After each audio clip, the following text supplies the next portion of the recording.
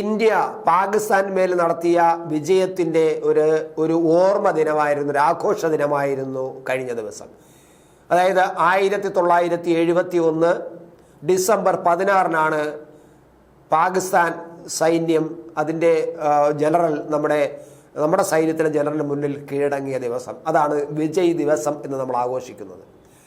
ആ ദിവസത്തെ പ്രാധാന്യമെന്നത് നമ്മൾ പാകിസ്ഥാനിൽ വിജയം നേടി എന്നതിനേക്കാൾ ഉപരി അവിടെ ഒരു പുതിയ രാജ്യം സൃഷ്ടിക്കപ്പെട്ടു, ബംഗ്ലാദേശ് രാജ്യം സൃഷ്ടിക്കപ്പെട്ടു. ബംഗ്ലാദേശിൻ്റെ ജനനത്തിന് കാരണം ഇന്ത്യ നൽകിയ ഈ പാകിസ്ഥാനെതിരായി നമ്മൾ നേടിയ വിജയവും ഇന്ത്യ നൽകിയ സേവനവും ത്യാഗവും ജീവൻ ബലിദാനവും തന്നെയാണ് എന്നത് ലോക ചരിത്രത്തിലെ പരമാർത്ഥമാണ്. ആ ദിവസത്തിൽ നമ്മുടെ പ്രധാനമന്ത്രി നമ്മുടെ സൈനികരെ അഭിവാദ്യം ചെയ്തുകൊണ്ട് ഒരു കുറിപ്പ് സാമൂഹ്യ മാധ്യമങ്ങളിൽ ഇട്ടിരുന്നു. പക്ഷേ ആ കുറിപ്പ് ബംഗ്ലാദേശിലെ ഇപ്പോഴത്തെ താൽക്കാലിക പ്രധാനമന്ത്രിയായിരുന്ന മുഹമ്മദ് യൂനസിൻ്റെ കൂടെയുള്ള ചില ആൾക്കാർക്ക് ഇഷ്ടപ്പെട്ടില്ല. അത് മുഹമ്മദ് യൂനസിൻ്റെ ഉപദേഷ്ടാവും ഒക്കെയാണ്. അവർ ഇതിനെതിരെ രംഗത്ത് വരികയും ചെയ്തിരിക്കുകയാണ്. എന്തായാലും പ്രധാനമന്ത്രി പറഞ്ഞത് എന്താണെന്ന് ആദ്യം ഞാൻ നിങ്ങളുടെ മുന്നിൽ വായിക്കാം. അദ്ദേഹം വിജയ് ദിവസവുമായി ബന്ധപ്പെട്ട് അദ്ദേഹം നൽകിയ ഒരു കുറിപ്പ് ഇതാണ്. Today on Vijay Divas, we honor the courage and sacrifices of the brave soldiers who contributed to India's historic victory in 1971. Their selfless dedication and unwavering resolve safeguarded our nation and brought glory to us.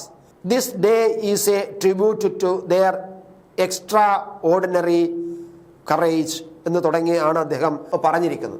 അതിൻ്റെ ഒരു മലയാളം ഞാൻ പറയാം. ഇന്ന് വിജയ് ദിവസിൽ 1971 ഇന്ത്യയെ ആത്മാർത്ഥമായി സേവിക്കുകയും നിർണായക വിജയം ഉറപ്പാക്കുകയും ചെയ്ത എല്ലാ ധീര വീരന്മാർക്കും ഹൃദയംഗമമായ ആദരാഞ്ജലികൾ അർപ്പിക്കുന്നു. അവരുടെ ധീരതയും അർപ്പണബോധവും രാജ്യത്തിന് അഭിമാനമാണ്. അവരുടെ ത്യാഗവും അചഞ്ചലമായ ചൈതന്യവും ജനഹൃദയങ്ങളിലും രാജ്യത്തിൻ്റെ ചരിത്രത്തിലും എക്കാലവും നിലനിൽക്കും. അവരുടെ ധീരതയെ ഇന്ത്യ അഭിവാദ്യം ചെയ്യുന്നു, അവരുടെ അജയ്യമായ ആത്മാവിനെ ഓർക്കുന്നു. ഇതാണ് പ്രധാനമന്ത്രി ഈ കുറിപ്പിട്ടത്. ഈ കുറിപ്പിനെതിരായിട്ടാണ് പാകിസ്ഥാനിലെ ഈ ഉപദേഷ്ടാവും ഒക്കെ പ്രതികരിച്ചിരിക്കുന്നത്. അത് പ്രധാനമായിട്ടും ഇതിൻ്റെ ബംഗ്ലാദേശിൻ്റെ ചില സന്ദേശം അവർ അപലപിക്കുന്നു. ഈ മോദിയുടെ ഈ പരാമർശത്തെ അപലപിക്കുന്നാണ് അവർ പറയുന്നത്. ഞാൻ ശക്തമായി പ്രതിഷേധിക്കുന്നു. 1971 ഡിസംബർ 16 ബംഗ്ലാദേശിൻ്റെ വിജയദിനമായിരുന്നു. ഈ വിജയത്തിൽ ഇന്ത്യ ഒരു സഖ്യകക്ഷിയായിരുന്നു, അതിൽ കൂടുതലൊന്നുമില്ല. മുഹമ്മദ് യൂസഫിൻ്റെ നിയമ ഉപദേഷ്ടാവ് ആസിഫ് നസ്രുൾ ആണ് ഇത് ഫേസ്ബുക്കിൽ കുറിച്ചത്. അതായത് പ്രധാനമന്ത്രി ഇത് പറഞ്ഞത് അവരെ വല്ലാതെ ചൊടിപ്പിച്ചിരിക്കുന്നു. കാരണം ഒന്നും പറഞ്ഞില്ല, നമ്മുടെ സൈന്യത്തിനെ അഭിവാദ്യം ചെയ്യുക മാത്രമാണ് ചെയ്തത്.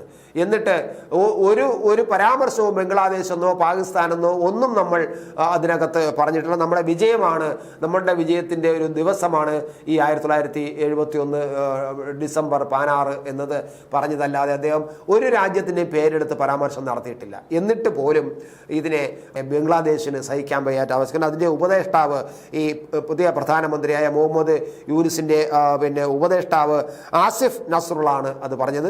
ഈ ആസിഫ് നസ്രുൾ മാത്രമല്ല, അയാൾ അവിടെ ഈ ഇന്ത്യ വിരുദ്ധൻ എന്നറിയപ്പെടുകയും അവിടുത്തെ അട്ടിമറി ഈ ഗവൺമെൻറ്റിനെ കഴിഞ്ഞ പ്രധാനമന്ത്രിയുടെ ഗവൺമെൻറ്റിനെ അട്ടിമറിക്കുകയും ചെയ്ത ഒരു വിദ്യാർത്ഥി നേതാവുണ്ട്.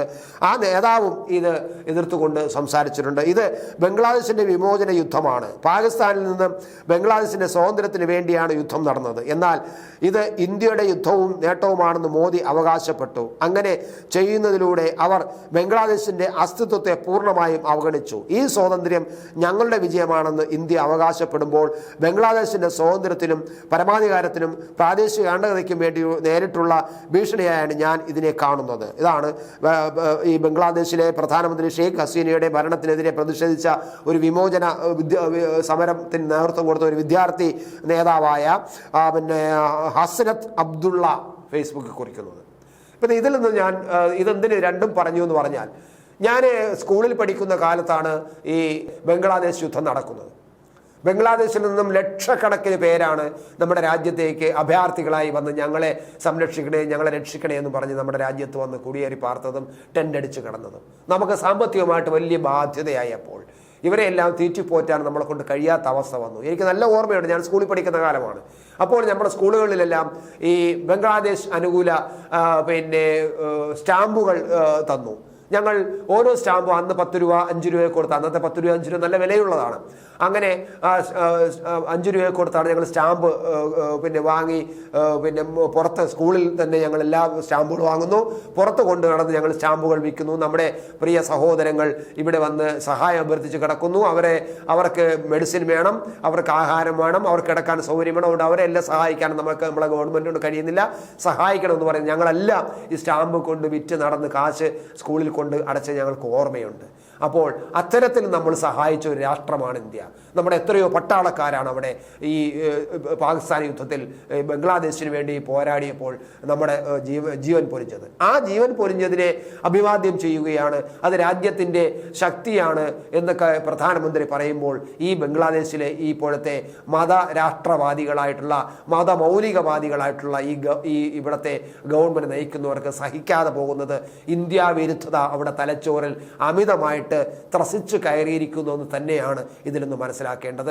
അതിനെ പിന്താങ്ങാൻ കേരളത്തിൽ പോലും നല്ലൊരു ശതമാനം ജനങ്ങൾ ഉണ്ട് എന്നതും നമ്മൾ വളരെ ഭീതിയോടെ കാണേണ്ടതും തന്നെയാണ്.